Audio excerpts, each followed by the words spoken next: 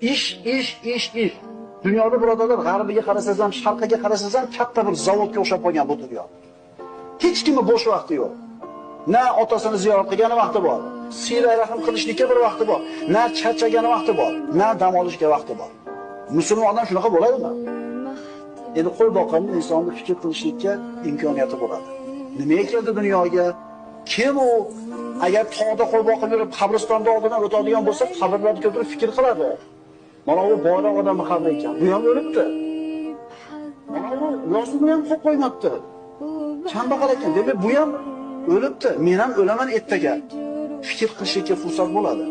Ana shu bir xotirjamlik, fikr qilishga fursat yo'qligi insonlarning qalbini qatirib tashlayapti. Bunday insonda tinimsiz ish bo'ladi, g'aflat bo'ladi, o'lim kelgunicha dunyo matosiga bo'lgan hirs bo'ladi. Ishlash yaxshi birodarlar, ishlash kerak, ammo uni haddi chegarasi bo'lishi kerak.